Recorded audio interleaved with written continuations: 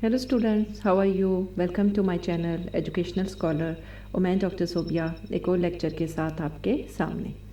आज के इस लेक्चर में मैं आपको फैक्टर्स इफेक्टिंग एंजाइम्स एक्टिविटी के बारे में बताऊंगी। अब तक आप जानते हो कि एंजाइम्स क्या होते हैं, किस तरह वो डिफरेंट किस्म के केमिकल रिएक्शंस को इन्हेंस होने में हेल्प करते हैं, उनकी वजह से जो रिएक्शंस हैं वो अपने टाइम से जल्दी कैटालाइज हो जाते हैं। बट यहाँ पे आज आप देखोगे कि कौन कौन से डिफरेंट फैक्टर्स हैं जो इनकी वजह से एंजाइम्स की एक्टिविटी जो है वो कम हो सकती है।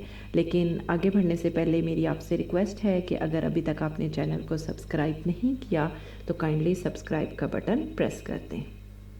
सो फर्स्ट ऑफ ऑल हम देखेंगे कि डिफरेंट काइंड्स ऑफ फैक्टर्स कौन कौन से हैं जो कि एंजाइम्स की एक्टिविटी को चेंज कर सकते हैं। इनको हम बेसिकली 3 टाइप्स के अंदर डिवाइड करेंगे।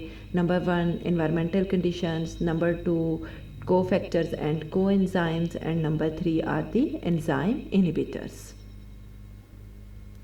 First of all environmental conditions, कौन कौन सी एनवायरमेंटल कंडीशंस हैं। फॉर एग्जांपल इसमें टेम्परेचर आ जाएगा, पीएच आ जाएगा एंड आपकी सबस्ट्रेट कंसंट्रेशन आ जाएगी। टेम्परेचर, हर एंजाइम जो हैं every enzyme will work at specific temperature, यानी एंजाइम्स जो हैं वो अपनी स्पेसिफिक रेंज ऑफ टेम्परेचर के अंदर ही काम करेंगे। टेम्परेचर चेंज होने की वजह से उनकी एक्टिविटी जो है वो चेंज हो जाती है। फॉर एग्जांपल क्योंकि टेम्परेचर बहुत ज़्यादा हाई हो जाएंगे तो एंजाइम्स की एक्टिविटी जो है वो चेंज हो जाएगी, क्योंकि एंजाइम्स की अनफोल्डिंग हो जाएगी। अनफोल्डिंग होने की वजह से वो डीनेचर हो जाते हैं और वो नॉर्मली जिस तरह से बिहेव करते हैं उस तरह से वो बिहेव नहीं कर सकते। आप कह सकते हो कि उनकी कैटालिटिक एक्टिविटी जो है वो चेंज हो जाती है। सेकेंड, पीएच, जो तमाम एंजाइम्स हैं वो स्पेसिफिक रेंज ऑफ पीएच के अंदर ही काम करेंगे, यानी एंजाइम्स की पीएच चेंज होने की वजह से भी उनकी एक्टिविटी जो है वो चेंज हो जाएगी। नंबर 3 आपकी सबस्ट्रेट कंसंट्रेशन। अब वन बाय वन हम इनकी डिटेल देखेंगे। फर्स्ट ऑफ ऑल आपके एनवायरमेंटल फैक्टर्स में आपका टेम्परेचर आ जाएगा। Optimum temperature, temperature at which the enzyme reaction occurs fastest, यानी हर एंजाइम जो है वो एक स्पेसिफिक टेम्परेचर के अंदर काम करेगा। यहाँ पे आपको एग्जांपल दे दी गई है with the passage of time. आप देखो कि ह्यूमन बॉडी की एग्जांपल है, यानी जो 37 डिग्री पे वो एंजाइम्स वर्कआउट करेंगे, बट उनकी अगर एंजाइम्स का टेम्परेचर चेंज हो जाएगा, बॉडी का टेम्परेचर चेंज हो जाएगा तो एंजाइम्स जो हैं उनकी वर्किंग भी चेंज हो जाएगी। बिकॉज क्या होता है कि टेम्परेचर चेंज होने की वजह से, जैसे आप कह लो कि टेम्परेचर बहुत ज़्यादा हाई हो जाएगा, हाई होने की वजह से, हीटिंग की वजह से डीनेचरेशन हो जाएगी और एंजाइम्स की जो कैटालिटिक एक्टिविटी है वो चेंज हो जाएगी, वो लॉस हो जाएगी और एंजाइम्स जो है वो नॉर्मली बिहेव नहीं कर सकेंगे। सेकेंड, पीएच, एवरी एंजाइम जो है वो आपके एक स्पेसिफिक रेंज ऑफ पीएच के अंदर ही काम कर रहा होता है। यू कैन से enzyme also affected by change in pH, you can say it affects the enzyme substrate complex. ठीक है, यानी जो स्पेसिफिक रेंज ऑफ पीएच के अंदर आप कह लो तो आपकी जो 7 से लेस है उसे हम एसिडिक के अंदर कंसीडर करते हैं, 7 आपकी न्यूट्रल पीएच है और अबव देन 7 हम इसे अल्कलीन या बेसिक पीएच के अंदर कंसीडर करते हैं। तो हर एंजाइम जो है वो ऑप्टिमम पीएच यानी स्पेसिफिक पीएच के अंदर काम करते हैं। यहाँ पे आपको एग्जांपल दे दी गई है पेप्सिन एंजाइम जो कि एसिडिक पीएच के अंदर वर्कआउट करेगा, ह्यूमन अमाइलेज एंजाइम जो कि न्यूट्रल पीएच के अंदर, ट्रिप्सिन एंजाइम जो कि बेसिक पीएच के अंदर काम करते हैं। बेसिकली होता क्या है कि जब फॉर एग्जांपल यहाँ पे हम पेप्सिन की एग्जांपल ले लेते हैं जो कि एसिडिक पीएच के अंदर काम कर सकता है, बट अगर इसकी पीएच न्यूट्रल या बेसिक की तरफ मूव कर जाए तो जो एक्टिव साइट है उसकी शेप चेंज हो जाती है। जब एक्टिव साइट की शेप चेंज हो जाएगी, डिस्टॉर्टेड हो जाएगी, तो सबस्ट्रेट जो है वो उसके साथ अटैच नहीं हो सकेगा, जिसकी वजह से रिएक्शन कंटिन्यू नहीं होगा, क्योंकि एंजाइम सबस्ट्रेट कम्प्लेक्स की फॉर्मेशन ही पॉसिबल नहीं हो सकती। So you can say every enzyme works at specific range of pH. Third one is the आपकी substrate concentration and rate of the reaction, यानी आपकी substrate concentration rate of the reaction को किस तरह से इफ़ेक्ट कर रही है। यहाँ पे आपको एक्स एक्सिस में सबस्ट्रेट कंसंट्रेशन दिखा दी गई है, जबकि वाई एक्सिस पे आपको रेट ऑफ द रिएक्शन दिखा दिया गया है। यहाँ पे जो ब्लू लाइन है ये आपको रेट ऑफ द रिएक्शन की प्रोग्रेस को शो कर रहे हैं। यहाँ पे अगर आप ज़ीरो से स्टार्ट करो जहाँ से आपकी एंजाइम सबस्ट्रेट कम्प्लेक्स की फॉर्मेशन होना शुरू होता है, with the passage of time जैसे जैसे आपकी सबस्ट्रेट कंसनट्रेशन इंक्रीज़ होगी, ठीक है, ये एरो इसी चीज़ को शो कर रहा है, देखो लो से हाई की तरफ मूव कर रहा है, यानी with the passage of time आपकी सबस्ट्रेट कंसनट्रेशन इंक्रीज़ हो रही है और सबस्ट्रेट कंसनट्रेशन के इंक्रीज़ होने से आपका रेट ऑफ द रिएक्शन भी इंक्रीज़ होगा। ठीक है, यहाँ पे ये येलो कलर जो है ये आपके एंजाइम्स को शो कर रहे हैं, ऑरेंज कलर जो है वो आपके सबस्ट्रेट को शो कर रहे हैं जो कि स्पेसिफिक एक्टिव साइट के साथ अटैच हो गए हैं। सो जैसे जैसे आपकी सबस्ट्रेट कंसनट्रेशन इंक्रीज़ होगी आपका रेट ऑफ द रिएक्शन भी इंक्रीज़ होता चला जाएगा, अनलेस अनटिल एक ऐसी स्टेज आ जाएगी जहाँ पे जो रिएक्शन रेट है वो एक कांस्टेंट लेवल पे मूव कर जाएगा। ठीक है, उसके बाद क्या होगा, जितनी मर्जी आप सबस्ट्रेट कंसनट्रेशन को इंक्रीज़ कर लो, आपका रेट ऑफ द रिएक्शन जो है वो फर्दर इंक्रीज़ नहीं होगा, बिकॉज ये आपकी मैक्सिमम वेलोसिटी की स्टेज होती है जिसे हम Vmax से डिनोट कर देते हैं। So you can say rate of the reaction increases as the substrate concentration increases, और मैक्सिमम वेलोसिटी या Vmax achieved when enzyme is saturated। saturation का मतलब है all enzymes जो हैं वो substrate के साथ bind कर गए हैं, ये आपकी saturation stage है। so you can say rate of the reaction increases with increase in the substrate concentration unless until stage of saturation is achieved where all of the enzymes combine with the substrate, there will be no further increase in the rate of the reaction, यानी rate of the reaction जो है वो आपका एक constant level पे move कर गया है। अब आपको ये समझ आ गई चीज़, यानी आपका rate of the reaction जो है वो सबस्ट्रेट कंसनट्रेशन के साथ साथ इंक्रीज़ कर जाएगा, बट जब तमाम एक्टिव साइट्स जो हैं वो इस सबस्ट्रेट से ऑक्यूपाई हो जाएंगी उसके बाद बेशक आपका सबस्ट्रेट जो है वो इंक्रीज़ होता चला जाए, रेट ऑफ द रिएक्शन आपका फर्दर इंक्रीज़ नहीं होगा।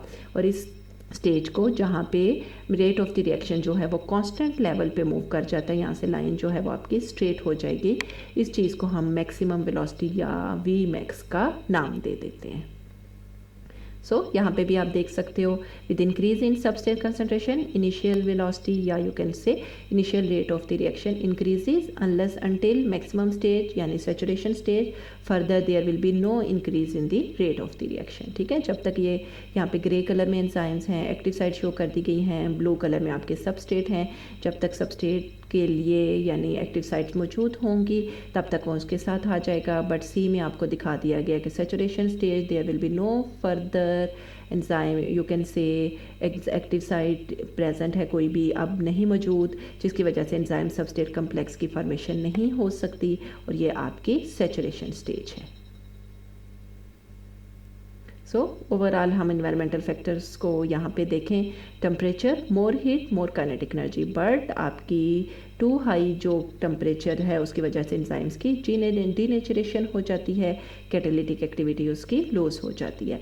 एंजाइम्स जो हैं वो ऑप्टिमम पीएच के अंदर काम कर रहे होते हैं, अगर पीएच उनकी हाई या लो हो जाए तो उसकी वजह से एंजाइम का स्ट्रक्चर जो है वो चेंज हो जाता है। एंजाइम की concentration, increase enzyme concentration, increase rate of the reaction until substrate amount are limited. ठीक है, और increase substrate concentration, increase rate of the reaction until unless all active sites are occupied, क्योंकि active sites occupied हो जाएंगी mean saturation stage आ गई है, जिसके बाद further increase in the rate of the reaction जो है वो पॉसिबल नहीं होगा। नेक्स्ट है जी सेकंड काइंड ऑफ फैक्टर जो कि एंजाइम एक्टिविटी को इफ़ेक्ट कर सकते हैं, ये आपके को फैक्टर्स एंड को एंजाइम्स हैं। ठीक है, आप जो एंजाइम बेसिक वीडियो हैं उनमें आप ऑलरेडी देख चुके हो को फैक्टर्स और को एंजाइम्स क्या होते हैं। ठीक है, लिंक भी आपको डिस्क्रिप्शन में मिल जाएगा। So these are the different kinds of substances, inorganic substances for example zinc, iron, और you can say different kinds of vitamins जो कि आपको एंजाइमेटिक एक्टिविटी में रोल प्ले करते हैं। यहाँ पे आपको एग्जांपल दे दी गई है हीमोग्लोबिन की।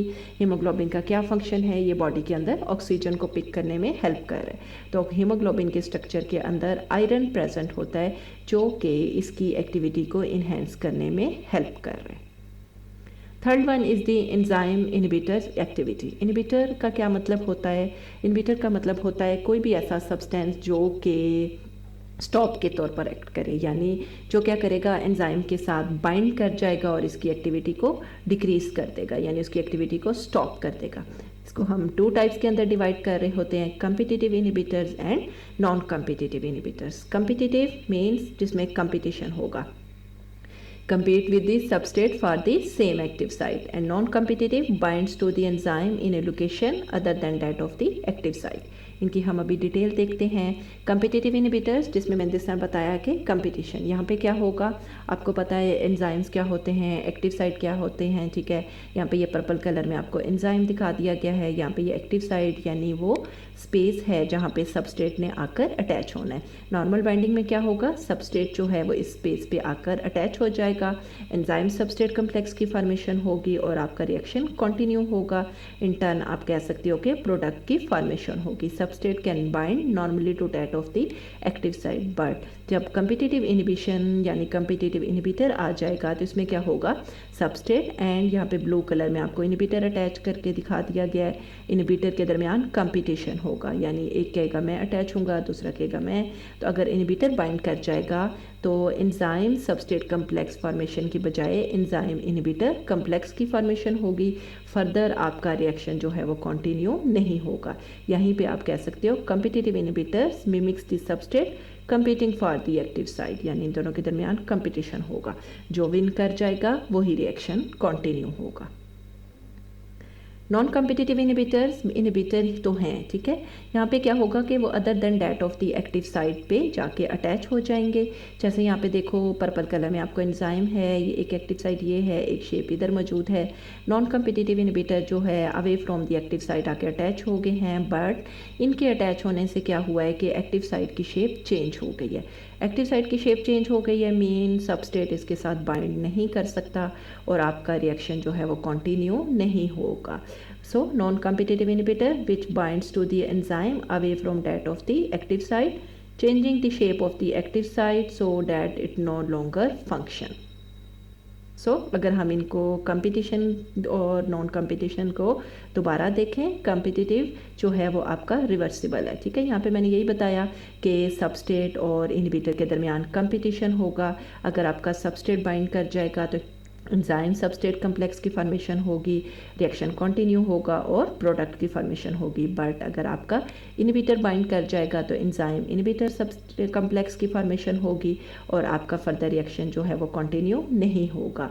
Has a structure similar to that of the substrate. यहाँ पे आप एग्जांपल में देख भी सकते हो, compete with the substrate has its effect reversed by increasing substrate concentration, यानी हम सबस्ट्रेट की कंसनट्रेशन को बहुत ज़्यादा इंक्रीज करते हैं। क्यों? क्योंकि अगर उसकी कंसनट्रेशन बहुत ज़्यादा इंक्रीज हो जाएगी तो हर केस में हर हाल में आपका सबस्ट्रेट ही आकर अटैच होगा और आपका रिएक्शन जो है वो कंटिन्यू हो जाएगा।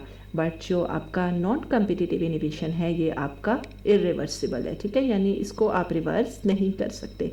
क्यों? क्योंकि इसमें मैंने बताया कि जो आपका इनहिबिटर है वो तो किसी और जगह पे आकर अटैच होता है और उसके अटैच होने की वजह से एक्टिव साइट की शेप चेंज होती है और सबस्ट्रेट उसके साथ बाइंड नहीं कर सकता।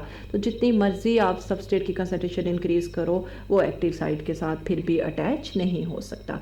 Has a structure different than that of the substrate, it changes the shape of the enzyme which altars the shape of the active site, prevents the binding of the substrate, cannot its effect reversed by adding more substrate। यहाँ पे ये आपको enzyme दिखा दिया गया है, 2 sides हैं, एक सबस्ट्रेट के लिए और एक इनहिबिटर के लिए।